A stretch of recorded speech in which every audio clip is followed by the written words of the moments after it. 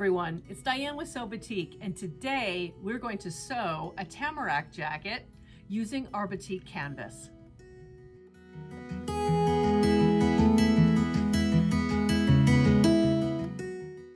Over a year ago, I posted a video which was a general pattern review of the Tamarack jacket, and this was the first jacket that I made using that pattern. And this is, the pattern itself has a view A and a view B. View B has the button closure on it, and that is this version. I took two coordinating fabrics of our 115 inch wide fabric collection and quilted that using Tuscany wool batting on our long arm, cut out the pattern pieces, and created this cute jacket. It's really simpler than you think. So since I really love that, Grainline Studios came out with variations to this jacket, which really added a little bit of intrigue for me. And so what I did is I made a second jacket, and the second jacket has a hood.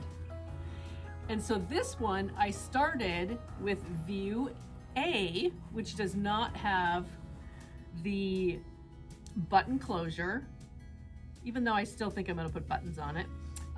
But this is view A, and it has the hoodie, which is so much fun. I kept the welt pockets because the other variations that are available in this downloadable pattern, which is the add-on to the Tamarack jacket, are you can do the hood, which I did. You can change the pockets to be patch pockets, and also a simple collar variation. So today when we make our Tamarack jacket, I'm going to make a simple collar with, again, the welt pockets, because I just really love that style of pocket. So let's get started on all the things you need and the fabrics I chose for this project. I selected Batik Canvas. We did not have Batik Canvas when I made the first two jackets, and I just think that the weight of our canvas and the durability of it is perfect for this style of jacket. And so I selected our Phoenix. I have it right here. I've already quilted the fabric, but here is the Phoenix Lake, and this is the canvas. The lining I selected is from our 115 inch wide cotton, and it's the coordinate called Spray or Hand-Dyed Lake. And then again, I did put wool batting in between when I quilted it, but I used warm and natural wool batting this time. And I made one significant change, which I'm really glad I did, which is when I quilted this time, I really used a looser, is that a word? Less tight design on our edge-to-edge pantograph. I really wanted it to have less stiffness and just more of that kind of cushiony feel. And I think also after this jacket is made and washed a couple of times, I think it will soften up a little bit too. But I did pre-wash both of the fabrics and put it on the long arm and quilted it. And I really love how it turned out. I think it's just gonna be really fun to wear as my next Tamarack jacket. But again, we're going to put a collar on it, and we're going to have the welt pockets again. So I'll take you through each one of those steps. This time I did use our Madeira polyester thread as the thread on the quilting machine. And this is the color of chicory, which is a great coordinate with any of our fabrics that are the shade of lake. We're going to need a marking pencil, a small ruler. I am going to use a rotary cutter this time to make it a little bit quicker to cut out our pattern pieces, and then you always have to have a scissor. And I use pattern weights when I'm working with a heavier fabric like this. I don't want to take the time to put pins in or anything, and so I'm going to use pattern weights, lay this out, cut this out, and we'll get started.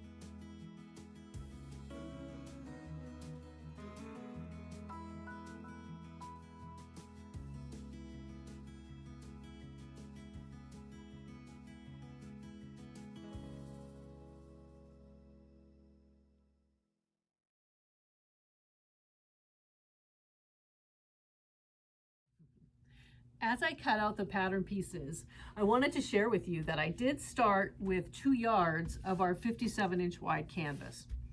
And I really like to fold this canvas, even though it's a little thick when you have quilted fabric here. I really like to cut a double layer so that my pieces are exactly the same. And I know you would get the same result if you were laying one piece here, the next piece here, and cutting them out individually. It might be easier if you're working with a single layer of the quilted fabric, but I actually don't mind it. And so that's why I'm folding the fabric before I cut out the pattern pieces.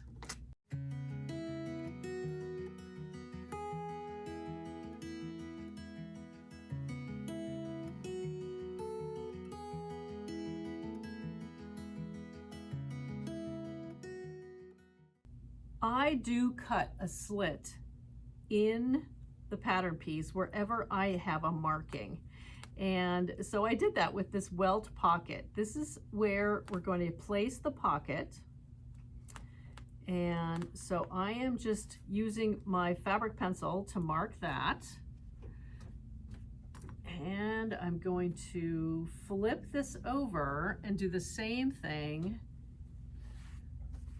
to the other side.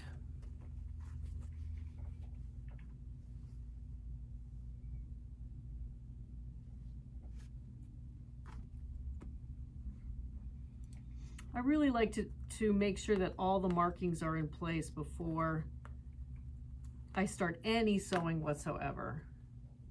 And I'm just going to clip this to this fabric so we keep the pattern piece with our garment pieces. The next piece we're going to cut is for the sleeve, and I'm simply going to fold this down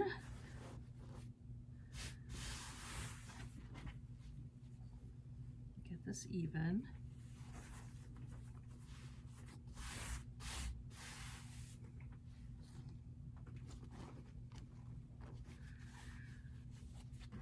Make sure we have, actually I'm going to flip this around and just use this, straighten that, and there we will have our sleeve.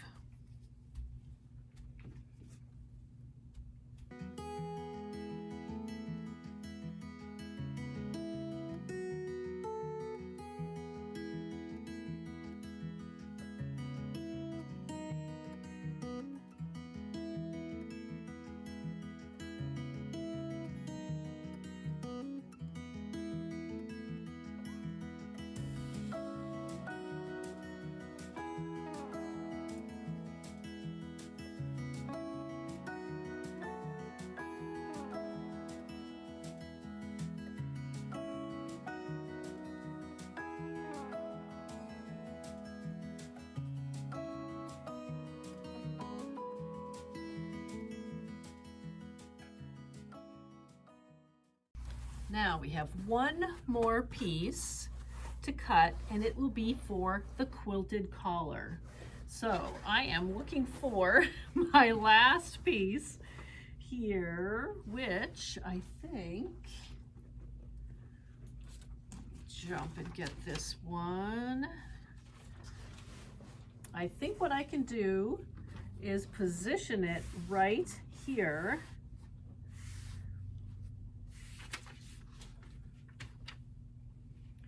We're going to use this little piece right here. So I'm going to fold this in half because the collar is placed on the fold.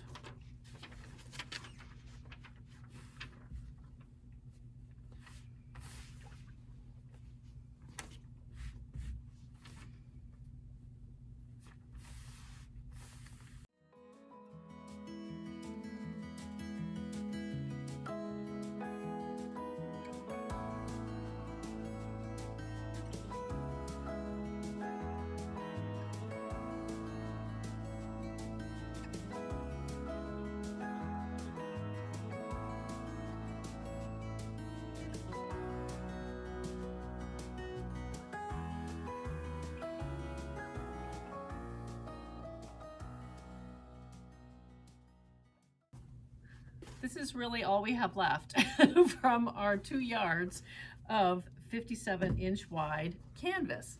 There are a few other little pieces that we can do something with. So I have to figure out what I'm going to do with this little, not quite the size of a fat quarter, piece of quilted fabric. And I think I have an idea. I have been wanting to make myself a little computer cover, and I think that might be what I do with this. So let's cut out the rest of our project.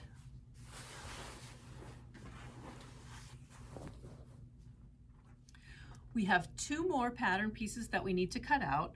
We need to cut out the pockets that will be inside the Welt Pocket, and 2 of the pockets will be a shorter pocket piece, and 1 will be, and then 2, of course, will be a taller pocket piece. And I'm using the lining fabric so that it's nearly going to be invisible when you look inside your jacket to see the pockets. So we'll cut those out of our hand-dyed lake.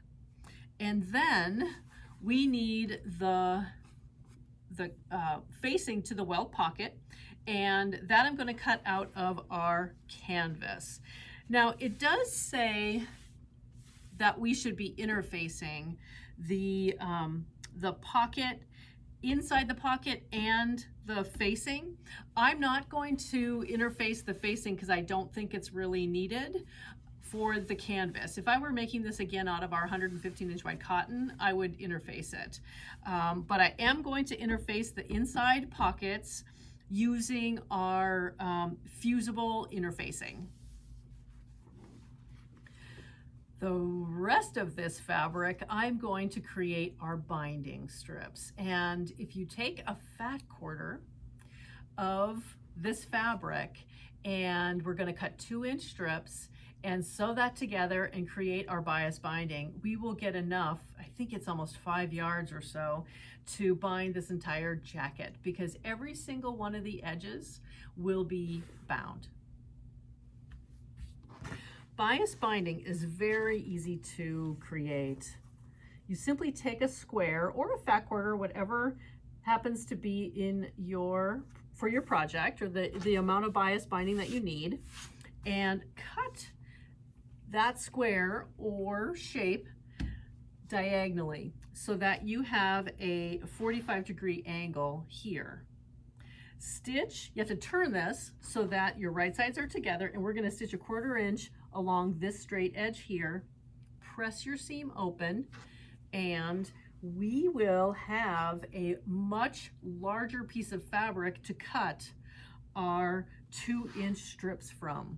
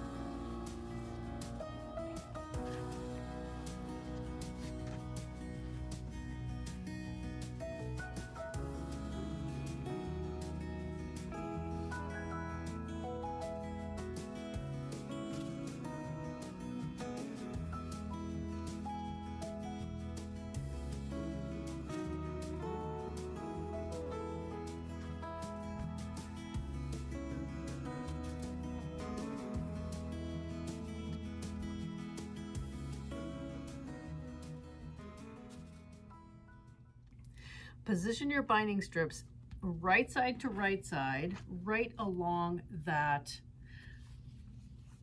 bias edge. And I just chain pin these together before going over to the sewing machine, always making sure that you have right sides together. Just makes it easier once you get over to the sewing machine. There we are. And you can do all of the sewing at once and then follow that with all of the pressing.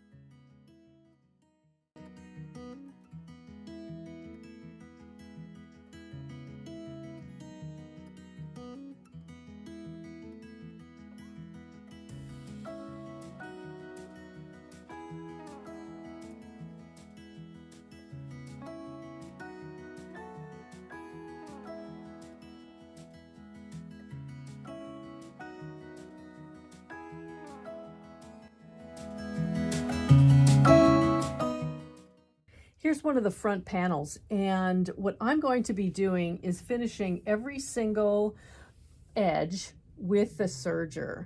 I just really want to make sure that the quilted fabric stays really nicely in place, and then when I finish my seams, whether or not they're inside the binding or not, everything is finished nicely. So I'm just going to take each one of the pattern pieces and serge.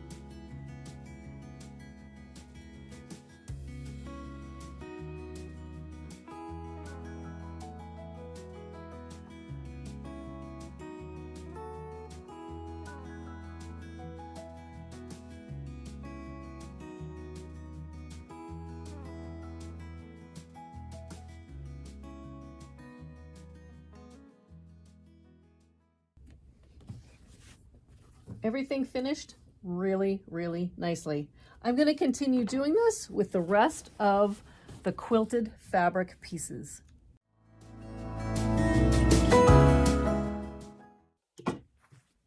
I'm going to take you through a step-by-step of how to put in a welt pocket. Here is one of the finished welts, and basically what this is our strip of fabric folded right sides together. We stitch a 1/2 inch away from our edge, and then we're going to trim the corner and grade it. I have one more to do over here. But grading, basically what I do is I simply cut off my corner. Don't cut into your stitching. And then I take the first layer and I cut it pretty close. It's not super close, but it's probably about 1/8 inch. And then I trim the second here just a little bit outside of that, so there's really no double bulk, I guess. It's just a single grade right there. And now we need to turn this right sides out, and using whatever kind of a turning, not necessarily a turning tool, but I use my gauge here to just poke out the corners, because I think one of the things that really makes the Welt Pocket looks so beautiful is how pointy and straight that corner happens to be. So work that a little bit and make sure that we can make that square. okay, without poking through the end of the fabric here, okay? And just work it just a little bit. And then we're going to press this flat and stitch the opening closed 1/4 of an inch away from the short edge or the long edge there. I made a bit of a mistake when I was recording the process of sewing a Welt Pocket onto the jacket front. My video was set up really crazy, so it recorded about 15 minutes in about 25 seconds with no audio. It's a really great speed through option, but it is not what you would expect to go through the teaching of a Welt Pocket. So we're going to try that again. Let's get going. Making the Welt Pocket, we need our welt, which we stitched up in the last step. We also need both pocket pieces, and there's a front pocket and a back pocket. Here is the mock-up of the front of the jacket. And after I cut out the pattern pieces, the first thing that I do is I trace any of the markings that are needed during the construction of the jacket. We needed to have a marking for where our welt goes and where we're going to cut and insert our pocket. So I used a fabric pencil to simply trace that opening. And then in the pattern, it shares how to mark the additional lines going perpendicular to our welt pocket opening, and then 2 lines, each 1/4 of an inch beyond the center line.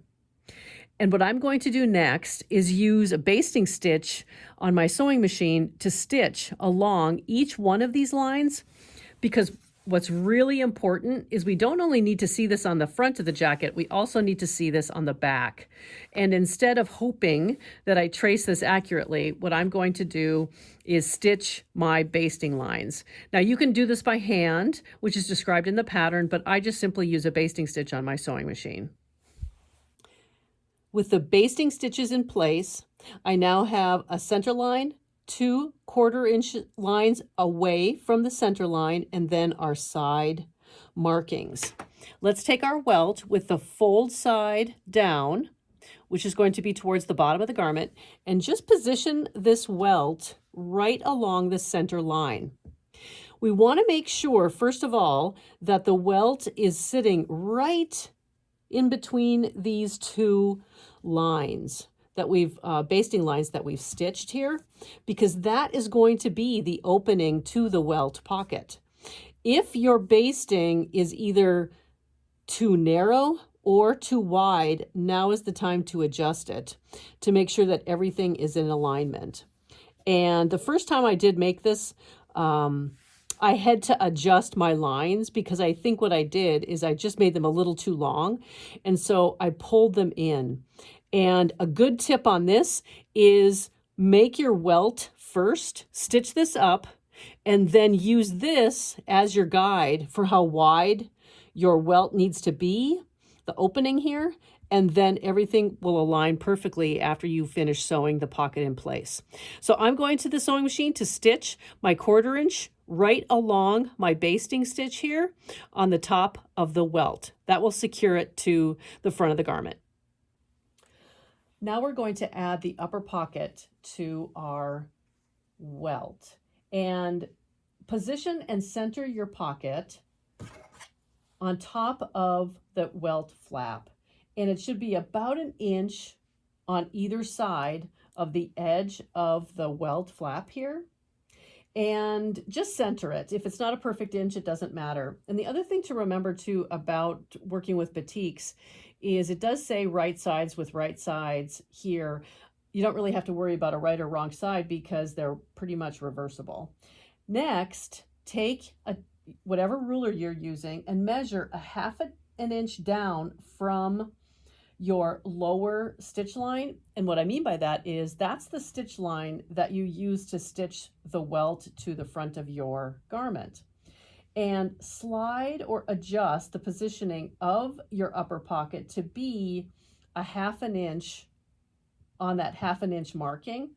and then lift this up just a little bit and make sure that that's exactly where you want it to be, going across the welt here. And I'm going to turn that just a little bit right there and pin this in place. Now I'm going to pin it up a little further, because what we're going to do is we're not going to stitch on this side. We're going to flip this over and stitch on the other side, creating a rectangle attaching the pocket to the flap and to the jacket. I can put one right here to make sure that this stays in place, but don't add any bulk to where you're going to be stitching underneath.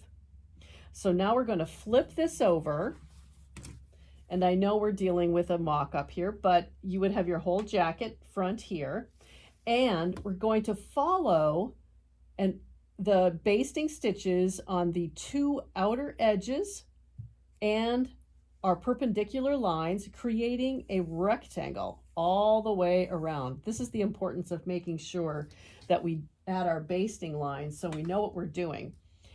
If you didn't have baste lines, what you could do is always keep your 1/4 inch presser foot, and always make sure that you are a 1/4 inch away from the center line, but you still need your perpendicular lines. Otherwise, you won't know when to stop, because we want to make sure that we're stitching the pocket to the welt, but yet not stitching along the edge of the welt flap, because we don't want to secure that. That needs to be ready to fold up when we finish this welt. So let's stitch a 1/4 inch all the way around that rectangle basting stitch. Now we're sewing this, we're not basting.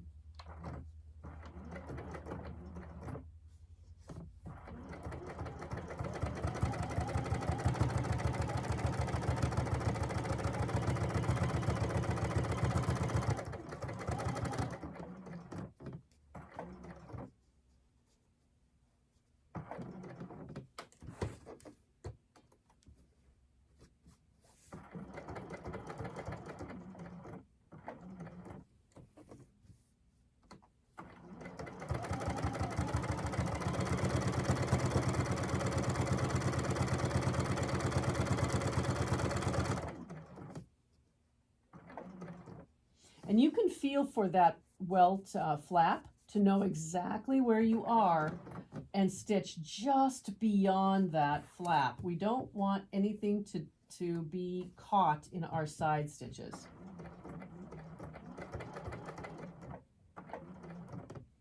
Okay, and then I'm going to stitch a little bit more on this side and back tack.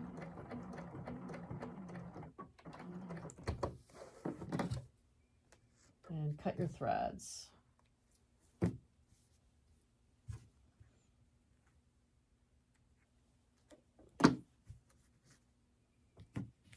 And before you cut anything, because our next step is going to be to cut open our slit for the pocket. But make sure you feel comfortable with where your edges finished up on both sides, and that they're not, we haven't stitched beyond that welt. I think you know what I'm talking about here. So the next step is to open up our welt pocket. So I take a scissor and just simply flipping it over to the, because there really isn't a cut line here. So I flip it back over to the back side of my jacket to start cutting along that center line. And use a sharp scissor. I just kind of get it going because we're working through several layers. And I first cut through my quilted fabric, and then I can cut to make an opening all the way through, and just simply cut along that center basting line until you're about a 1/2 inch away from the perpendicular stitch line. Okay. Make sure your pocket stays out of the way. If I had been working with the full front of the jacket here, the top of my pocket would be pinned to the garment. Okay, so now we're about a 1/2 inch away, and let's cut towards the corner of our stitched rectangle. And remember, don't cut through it. What we want to do is cut up to it. And you can always turn this the other way again once we try to flip this around. You can always cut more. You can never add back. Just remember that. So take your time and get it right into that corner without cutting through it.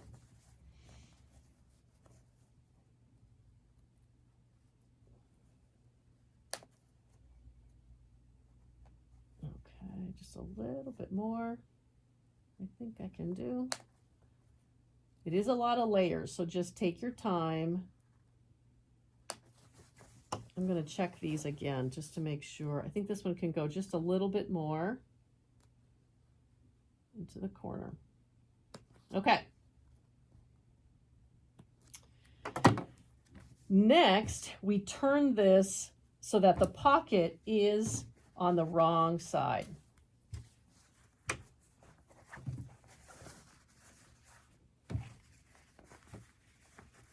And pull it through along with, let's see here. So we can kind of see our welt here as well, but we want to finger press all the way around the new opening, and I'll hold this up in a minute, but we want to make sure that we finger press this out. It is a little tricky because you have so many layers here. You just simply want to pull that back, and I'm going to tuck that the flap back to the right side, and just keep pulling this out so that you feel comfortable where your rectangle is truly a rectangle. And then we're going to go to the iron and press this flat. The upper pocket is attached and everything's actually looking pretty good. The next step is to add our lower pocket, and we want to flip with the right side of your jacket up. We're going to flip this up. We are going to turn that up so that the lower portion of your jacket is on top of your right side and you're looking at the back side of the pocket. The straight edge of your upper pocket is sitting right here. Let's flip this over so that we now can see our upper pocket, and the welt is tucked underneath there, and we have our straight edge of our upper pocket right there. So we're going to position the lower pocket right along that edge, and you can either pin this in place if you'd like. I haven't been. So I'll take this, flip it over so that the edges are matching, and we are going to stitch right along the prior stitch line, securing the upper and lower pockets right along this straight edge here. So it might be a little bit of fiddling to get this to be straight, but just do your best to line that up and to stitch across that line, securing your pocket.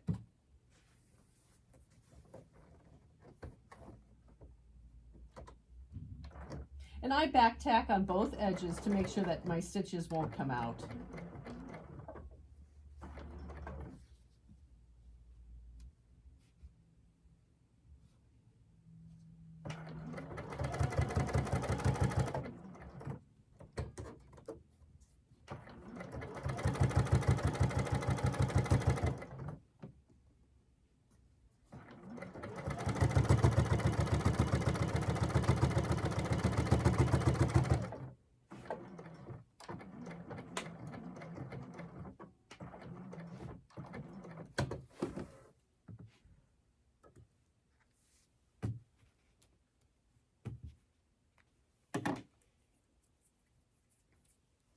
So now on the back side of our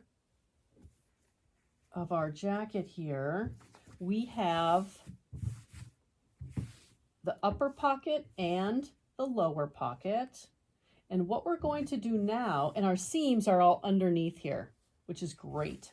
So I'm going to press this flat to make sure it is as flat as possible, and we'll continue sewing our pocket together. The next thing we're going to do is bring the upper pocket down so that we match our sides and the bottom of our pocket. I'm going to pin this in place and simply stitch the edges. Now, this is really when you have an opportunity to either go to your serger and stitch the edges so that it's secure, because this is really how it finishes. There's a couple of other options. I actually did use my serger, but you could add a binding, a bias binding to this edge all the way around to finish it off nicely, or whatever your choice happens to be. Right now, what I'm going to do is simply use my sewing machine to stitch all the way around. And I have put pins in here. What I do is I put the pocket side down and lift up the side of the front of the garment, and then simply stitch a 1/2 inch using a 1/2 inch seam all the way around.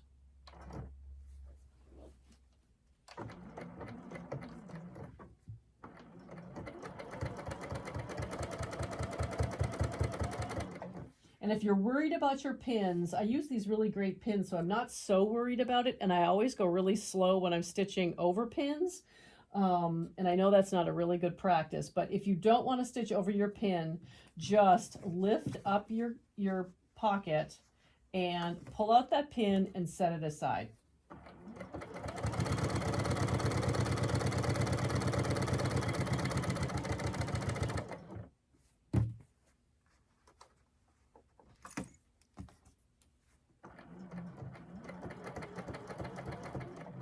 And then just continue to open up the bottom of your pocket to go all the way around.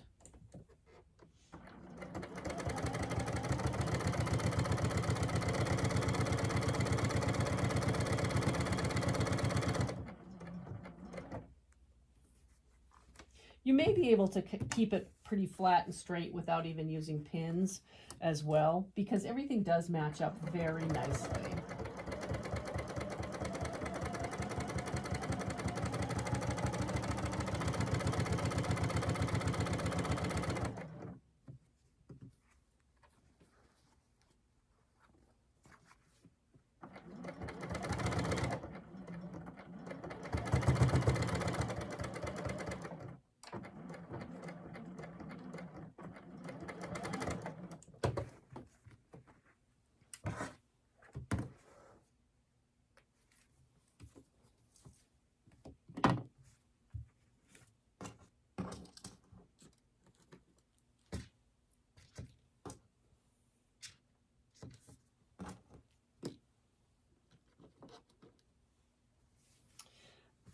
The next thing that we should do is also just make sure that everything is in alignment, everything is flat. And to finish the look of the pocket, like I had mentioned, you can use your serger or whatever technique you'd like. The other option also is to simply, here, let me remove some of these threads, is to simply turn your pocket to the raw edges inside, tuck that inside and all the way around, and simply hand stitch or whip stitch this closed, attaching it to the back side of your quilted jacket. By finishing it off that way with your hand stitching, you don't even see the finish on the front because you're really attaching your whip stitch to the lining of the quilted fabric. And then we simply want to finish the top edge of this pocket, again, whip stitching it closed, and you end up with an amazing looking welt pocket that is spectacular. One more step, I almost forgot, is we don't want this to stick out like that. We want to make sure that the sides also are hand stitched down. So again, take your needle and thread and secure the edges of your pocket or of the welt here to your the front of your jacket on both sides, and that's what keeps the flap in place as well. The last thing you need to do is remember all this basting thread. We need to remove all of the basting thread, and I also remove and get rid of any of the white fabric pencil that I use to mark my stitch lines.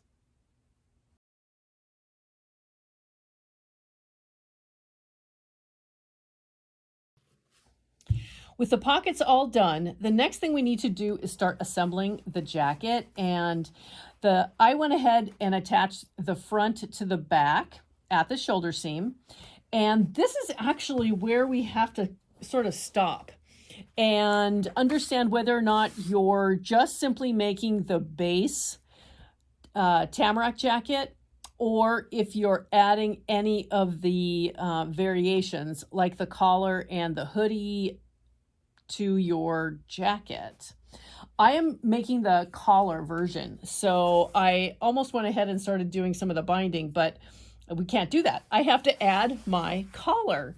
So I have this all cut out and ready to add. So I'm at that spot right now where I'm going to use clips, actually, because it's going to be so much easier to attach this. And with the wrong side of the collar facing the right side of the jacket, what I'm going to do is start at the center back, clip that in place, and just clip along here, getting everything in position. And we will attach the collar really quickly here.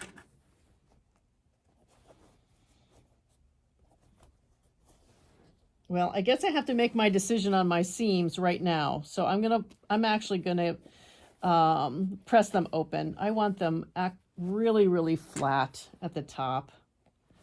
So I'll have to be really careful when I add my sleeves.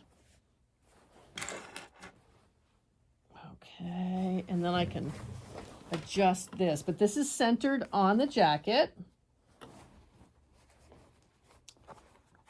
And there are little clip marks to show you that you should be at your seam and then along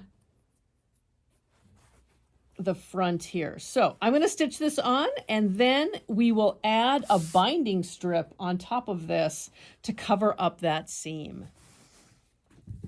Here's our binding. So I am going to just cut a strip of binding the length of the entire collar area.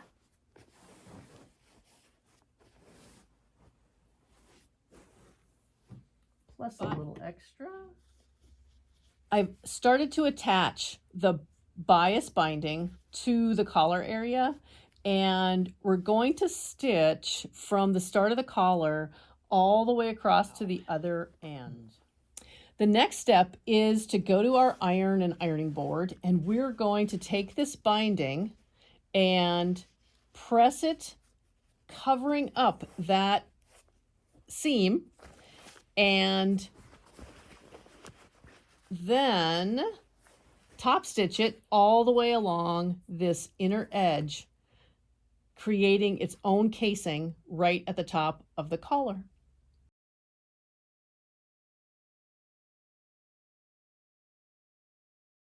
I'm at home. I took all of my stuff home, and I decided I was going to do some of the binding at home and forgot to start my video. So I'm going to jump back for just a second.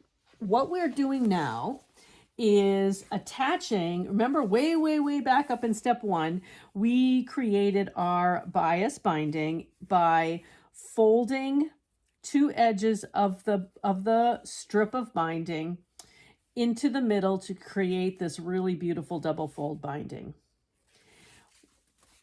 On the front and back panels, when we cut out our panel pieces, we created there's a little notch that really does matter. This is when it matters. We need to start attaching our binding to the right side. This is how I do it anyway. The right side of our garment, and stitch our seam allowance, which is a 1/2 inch. I kind of do 3/8 of an inch to a 1/2 inch between the notches, both on the back panel, which is what this is, and then the front panel all the way around the collar and back down again. So that when we stitch our side seams together, you won't see the join of the binding and everything will be finished beautifully. So I've already stitched the bias binding to the front of my jacket at the back hemline. And so what I'm going to do now is take the binding, turn it around to the back, and if you want to, you can use some form of really sticky fusible to hold this down as you go. I don't really do that. I just make sure that it is pulled all the way around to the back side. And I do a stitch in the ditch right next to this binding right there. By doing that, I'm catching the binding on the back. If I don't catch it properly, sometimes if it's not perfect and for some reason it's not tucked back enough, I just simply go back and I hand stitch that little spot in place just to make sure that everything is secure. I don't do anything more than that. My goal is to, of course, is to make sure that my my stitch in the ditch catches the back of the binding, but if it doesn't, it's no big deal. We have a way to fix that. So I'm going to go ahead and add my stitching here to secure this binding, and then do the exact same thing to the entire front of the jacket. But I will show you the collar because it is a little bit tricky.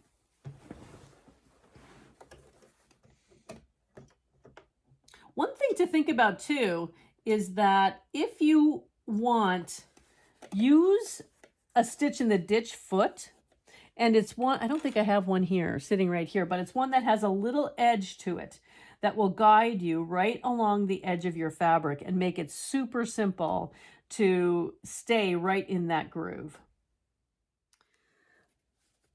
I've been adding the binding to the front of the garment, and I stopped at the corner, the very low front corner here, just to show you what I do when I finish off the edge and make that little pivot. Basically, our seam allowance is going to determine how far away from this front edge here we're going to stop. We're going to stitch into the corner and then lift this whole thing up, turn it, and go the other direction. Okay, I know that was a lot, but let me show you what I'm going to do. I'm going to take my little ruler and a fabric pencil, and I'm stitching between 3/8 and a 1/2 inch. And so I'm just simply going to make a mark right there, but actually I should be making it up here. So let me go back and do that, which is here. And because what we're trying to do is stop, and then we're going to stitch into the corner. So there's my mark. I'm going to continue sewing here.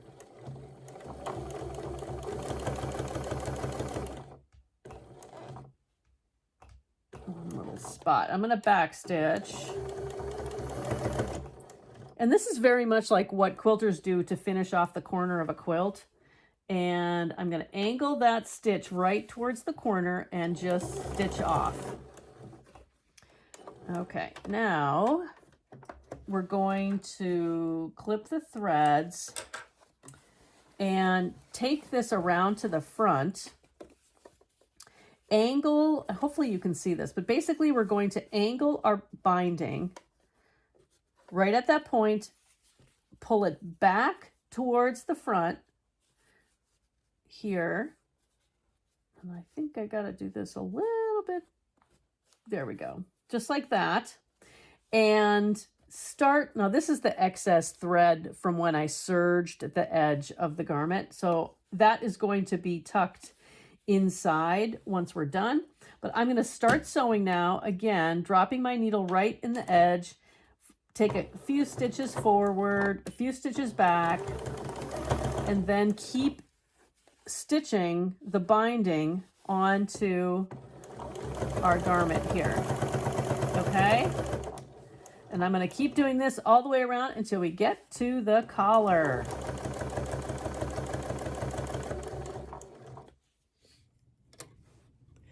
I'm back in the office and I'm going to continue adding the binding to the front collar area and zip right around the collar here. The first thing I want to do though is take our binding and lay it flat, and I want to again measure 3/4 of an inch to a 1/2 inch in and make a mark, because that's where we're going to stop our binding so that we can create a really nice mitered corner. Once we're done here, we're going to turn this back like we did before so we have our angle and continue binding.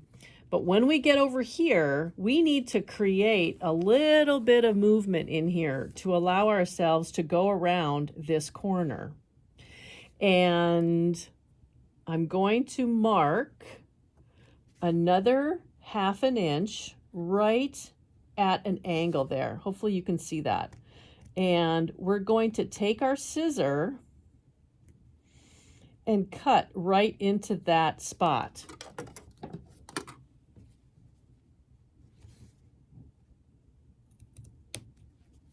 Right there. That's going to give us a pivot point to be able to open this up and continue attaching our binding.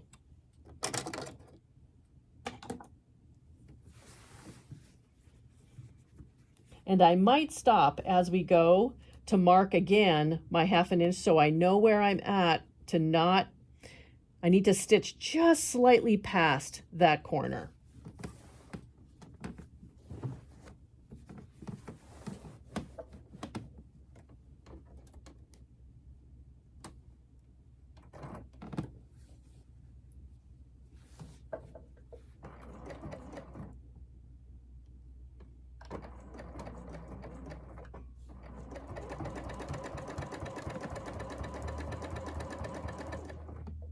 Okay, we're right. There's a lot of fabric to work with here, so I just keep moving that fabric around. So I'm going to back tack here.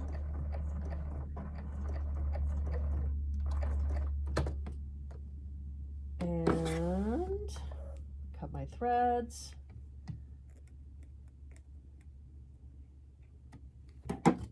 Turn. Let me get this out of the way here. Actually, I'm going to trim these other threads because I'm just continuing from where I was before. Now, let's turn this jacket, and you'll see that what we need to do now is angle this right at that corner.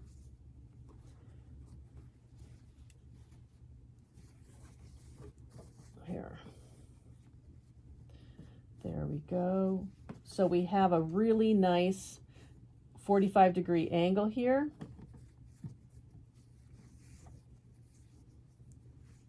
Pull this back and continue sewing again at that 1/2 inch mark. Okay. Some of this takes just a little bit of maneuvering, but once you get going, it becomes a lot easier. And I do back tack everywhere I go. Okay, we've got this going. Now I'm going to take my binding again on the outside here, and notice here is my point. So I'm actually going to take a pencil mark, my fabric pencil mark right there. I want to be past that, and then we're going to turn.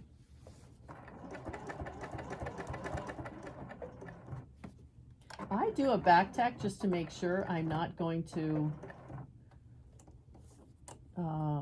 move any or lose any stitches there. Go just one more past, and now we're going to turn this, pull your jacket up, and we're going to continue sewing. If you want to pull that almost straight, definitely do that. I don't know if straight isn't really needed, but that is what's illustrated in the pattern as well. So now I'm going to drop my presser foot, make sure I don't have any bulk in there, and then continue sewing. I could pin this along the way as well, but I'm just continuing to sew.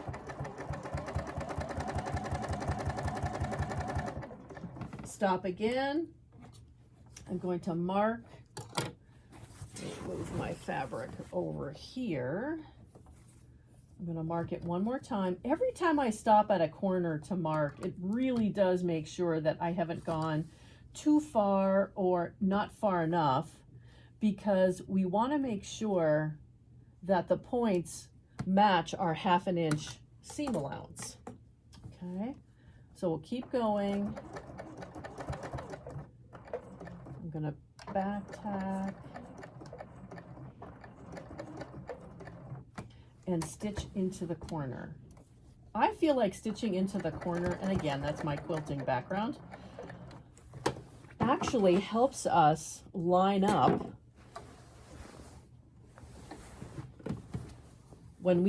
helps us line up the fabric. When we turn it this way, it has a really nice line, if you can see in there, a really nice angle for us to continue sewing from and to position the fabric the right way.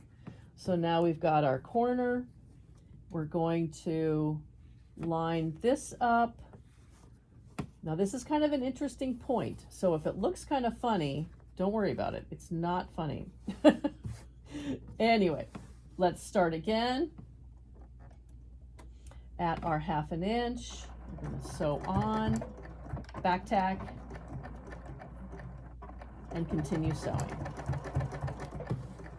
And I'm going to continue sewing all the way around the collar and do the same procedure at the other point of the collar, and then we're going to end up way down at the hem.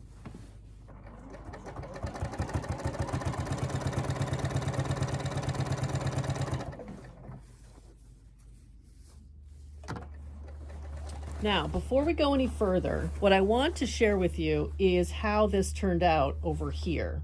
So what we're going to do is, we have a lot of threads that we'll get rid of here in a minute, but I just want to feel comfortable that I did this the right way before I complete the other side of our collar. So this here will create our point, and if I were going to my ironing board right now, I would iron this in all the way out to make sure that I can have a really nice mitered corner, which we'll do when we get to the iron. Okay, so that's going to turn out really beautiful. And now I'm going to take this point, do the same thing. We want to fold our binding down, and it will go across here, and we'll create our mitered corner with a really nice corner here on the other side when we do our top stitching to stitch down the binding. And right in here, what we need to do is create our mitered corner, and it sort of creates it by itself because there's a cut inside. So we're going to fold it like this. I'm going to do a little bit more fussy work here when I do my ironing, but you're going to get this really beautiful, how am I going to show you this? Really beautiful corner like that. So, and this is the right side of your garment. This is the underside of the collar, so that when you fold it over, you're going to see a beautiful finish. So let me go through and I'm going to finish the other side. I really like how this turned out, and we'll come back in a second.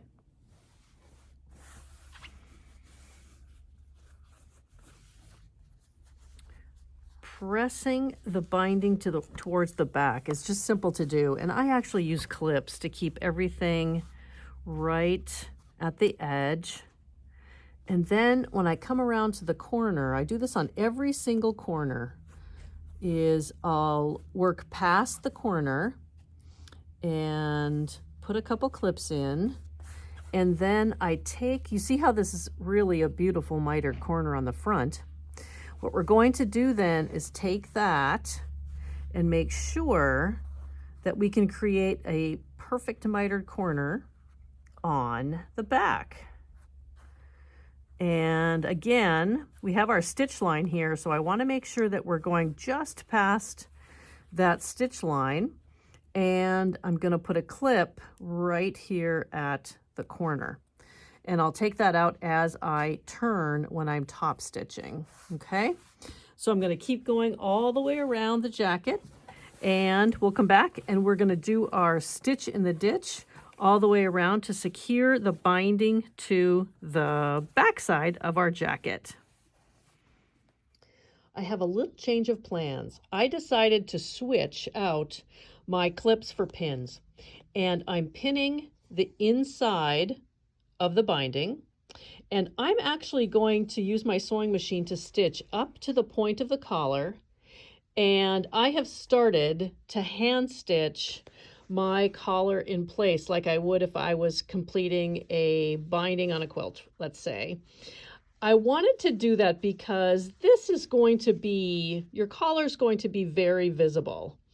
And not that I'm a perfectionist, but for some reason I really wanted to have this down in perfect place so that if I do decide to top stitch all the way around the collar, that it will be flat and really look very pretty. So I'm just going to continue hand stitching this down just with a simple invisible whip stitch, and then I'm going to come back and sew on the binding here from the hem all the way up to the points where the collars start. And then I'll come back and show you how we finish off the join right there where our collar meets our jacket. But here's what we have right now. We have this little join that looks kind of wonky. So what I did on the other side is I took this and created kind of a divot right in the middle. And then I work this side into that little divot, creating its own casing. You see what's happening here? Hopefully you can see this. You see that? It's got a really nice corner. Now what I'm going to do with my needle and thread is whip stitch to seal that all the way around. Okay, and then I'm going to come back as well. Everywhere that there's a mitered corner, I'm going to seal it up with my needle and thread just to make sure that nothing comes apart. So that now is how I will join that middle. Here is, I'm just going to put my finger on that here, but here's how the other one turned out. There is the join, and it looks really nice and secure on both sides. Okay, so now when I put down my collar on the outside, everything is going to look really, really nice. Okay, I finished attaching the binding by hand on the collar area, and now what I'm going to do is, starting right here next to the collar, I'm going to stitch in the ditch right along there, and I'm hoping to catch this section back here, even though I know I've already hand stitched down to there. Okay, and I think it will be a good spot to just start and to continue stitching down without it looking like it's kind of a merger of two different techniques, but we both know that it is. But this is my way of doing this. So so I am going to start by just following the binding and do a stitch in the ditch. Now I could put on my foot that is a stitch in the ditch foot, but I actually don't seem to have a hard time following the edge of the fabric. So that's what I'm going to continue to do.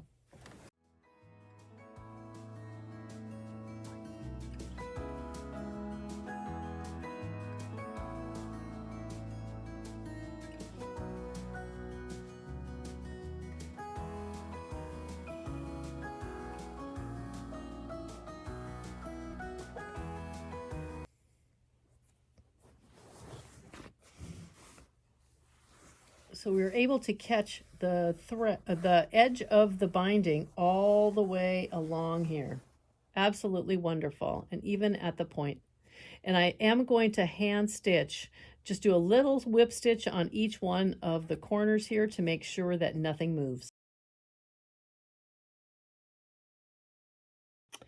The next step is to add the sleeves to the main portion of the jacket. But before we do that, I have adjusted the steps a little bit. In the pattern, it wants you to attach your sleeve, sew up your sleeve all the way down to the hem, and then bind the edges of the sleeve. I'm shifting that just a little bit because I think it is far easier to add the binding and to finish our hem of the sleeve before we attach the sleeve to the jacket. So I'm going to go ahead and do that now.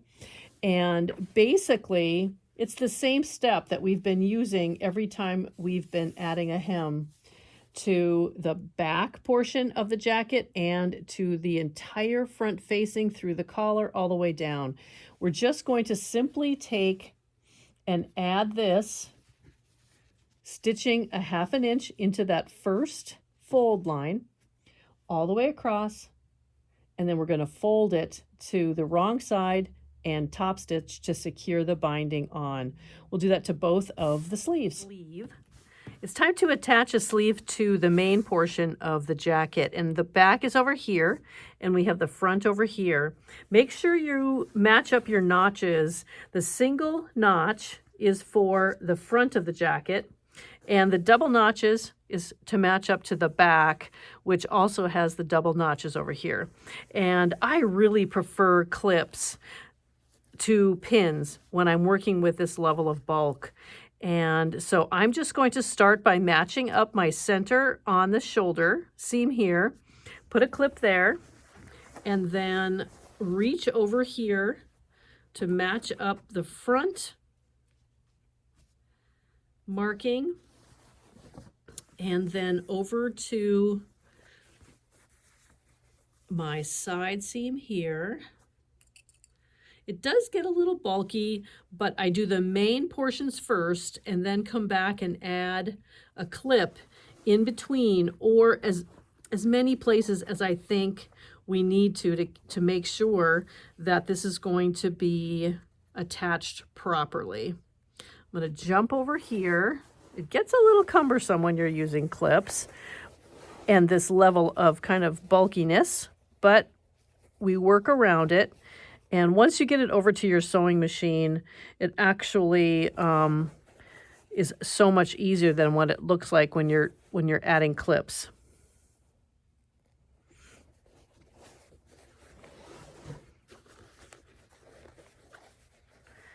And then I work the fabric here in the middle, spreading everything out evenly so that we don't have any gathers or tucks when we sew the sleeve to the main portion of the jacket. So just make sure everything is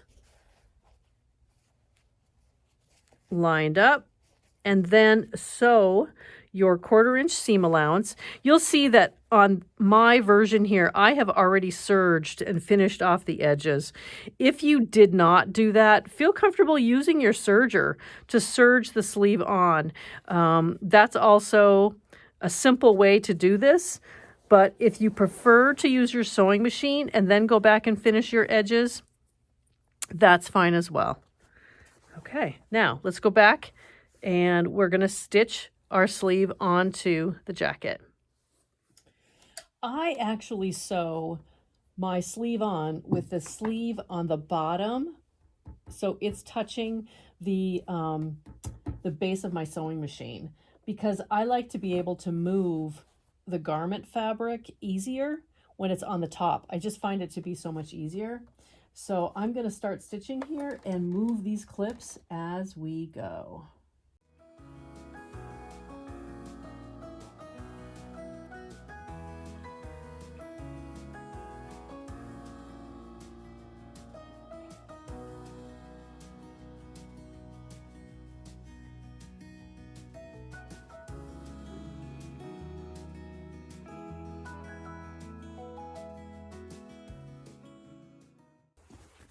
Let's turn this over to make sure that we don't have any tucks or puckers, and everything looks really good there. And then when I come around, I always like to just make sure that everything looks really, really nice on the right side of our garment, and that nothing has any kind of a tuck or a pucker, and everything is beautiful. So I'm going to follow the same step for the other sleeve, and then it is time to sew up our side seams and finish off our sleeves.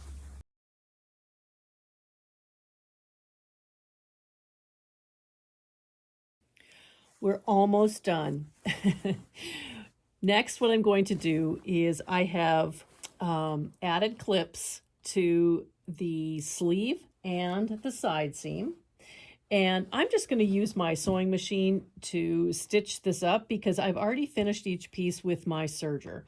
If you have not finished the edges of your garment, feel free to use your serger and just stitch it from hem to hem, and make sure that your seams are flat and open, and this will be a beautiful finish for the inside of your jacket.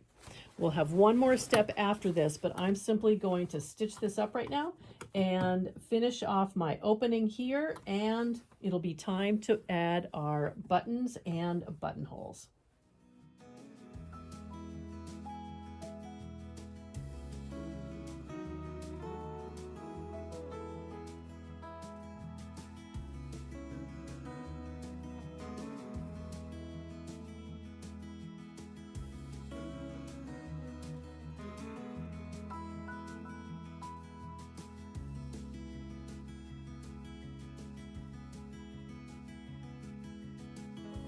Next, I'm going to press my seams open, and I'm going to finish off the edge of my hem here on the sleeve. And then we're going to come back also and do a little extra securing of, get rid of that thread, of the side hem down below here. So we're going to press this seam open here and secure by stitching along, I don't know if you can see this, but by stitching along the outer edge across the top and back down again to create this really nice finish right here. We want to tack this down so that the seam stays open. And again, I'll press this, we'll keep this open, and then it's time to find some buttons, turn our sleeves right side out, and start admiring the jacket that we have just created.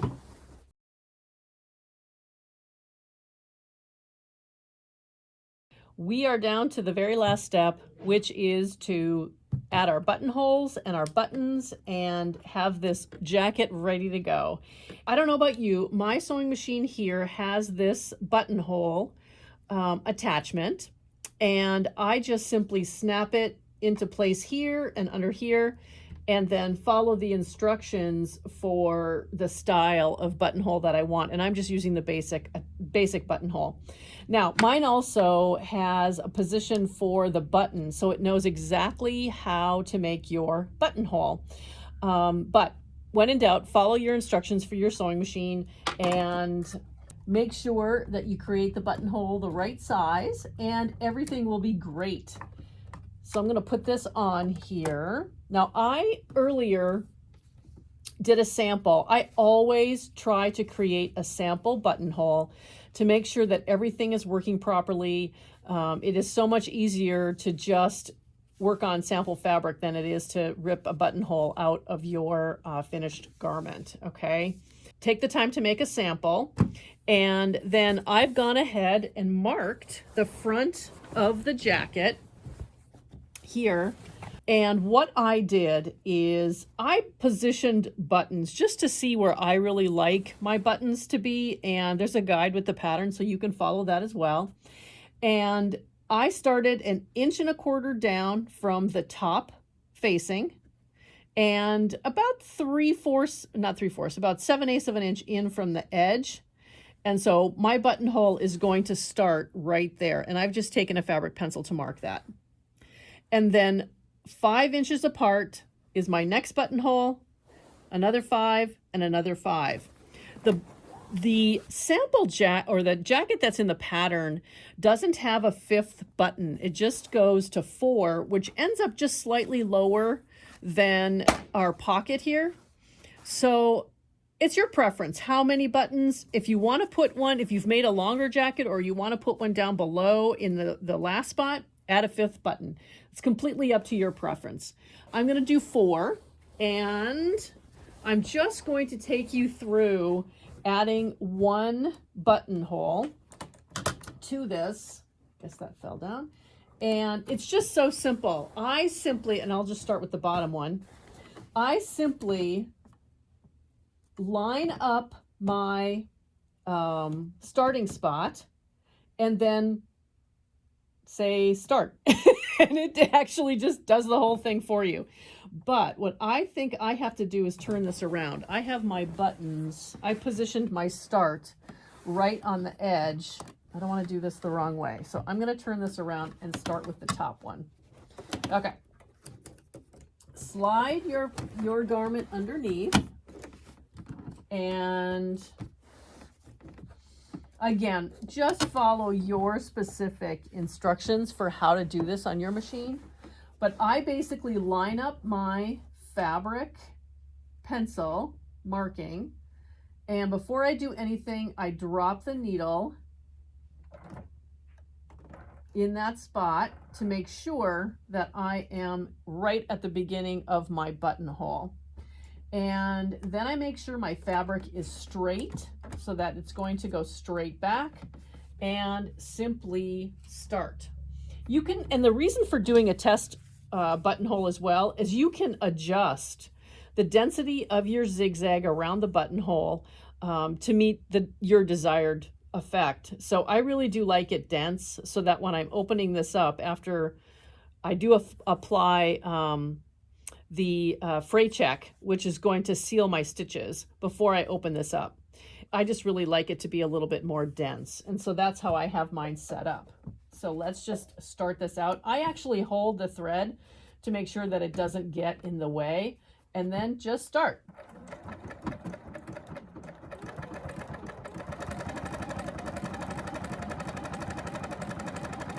And the only reason my hands are on the fabric is, I guess that's just all I do, is I always have my hands on the fabric. But it is guiding itself.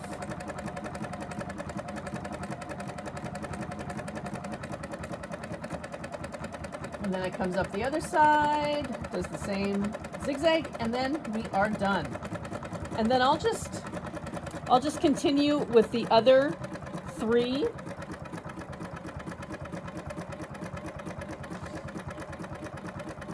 It's so exciting when we're finishing our garments.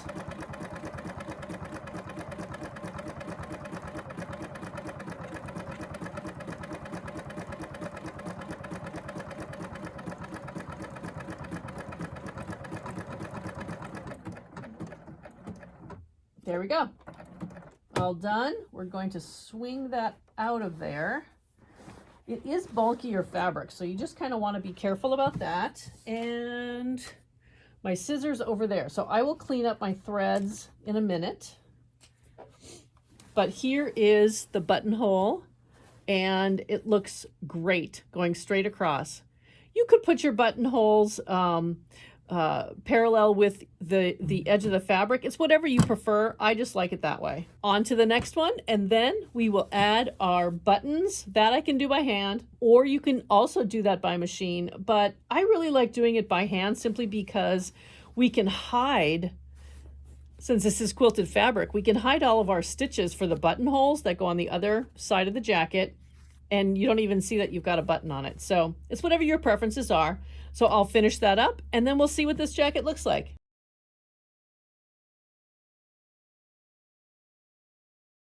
What do you think?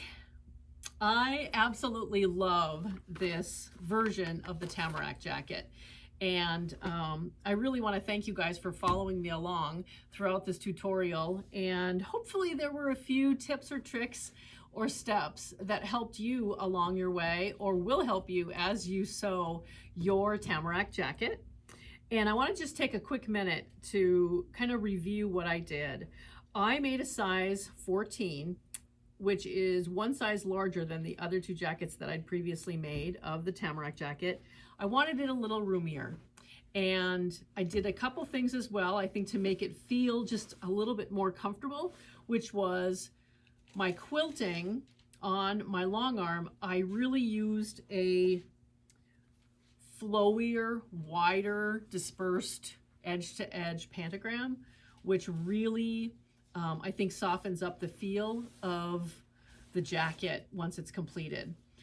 But the other major difference is that this is made from canvas. So this is our batik canvas on the outside, and this is the Phoenix Lake, and the inside is our 115-inch wide batik cotton, the coordinate of lake for the lining as well.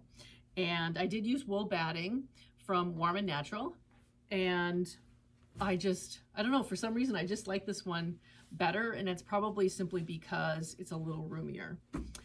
Now, one more thing is that the collar that I put on this version of it is included in the download pattern that you will get when you purchase it from Grainline Studios. This is the only place that you can get the variations of the hoodie, the collar, and different patch pockets.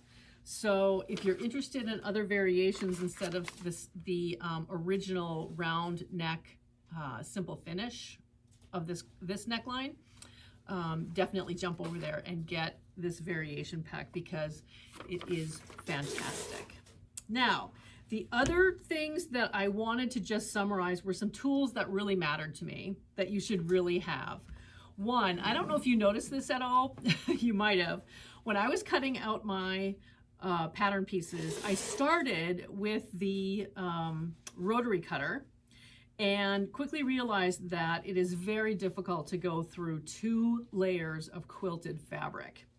So I quickly switched and finished up cutting out the pattern pieces using my scissor, and it made a world of difference. You can either do single layer pattern pieces or double layer, but whichever works good for you. I want to really talk a little bit about the fray check. I used fray check for sealing the threads on the buttonholes before you open up the buttonhole, as well as every single start and stop of my serger. I use fray check to seal up those threads, and then I take the extra threads and I pull them through the serger threading on my edges, and I use a self-threading needle to do that so that I can just hook on the thread, pull it through, and it's done. I don't have to sit there and try and figure out how to get my thread through the eye of a needle. I don't want to use a large needle, I simply want to get it through the threads to secure everything. So I use these a lot, and I also use these self-threading needles when I bury threads into quilted fabric. It is a lifesaver to just pop the thread on the end, pull it through, trim your threads, and it's hidden and you don't have to worry about any threads being pulled or fraying, which is fantastic. And then the other tool I really want to mention is the Diane double-sided basting tape. Everybody should have this. It is an extra sticky. She has this on the back. It says extra sticky, and it's 1/8 of an inch wide. This goes a long way, by the way. And I used this when there were spots on my binding where I wanted to make sure it did not move because I didn't want to use a pin or a clip. I put the basting tape down, pulled off the back, laid down the fabric on top of it, finger pressed it in place, and then did my top stitching. And it worked like that. You don't need to use an iron, you just finger press. That's how sticky it is. It's great.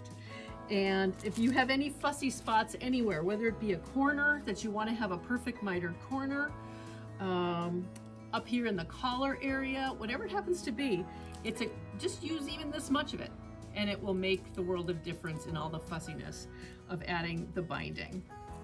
And then I think the rest of these are self-explanatory, and And I did have to use the seam ripper a couple of times.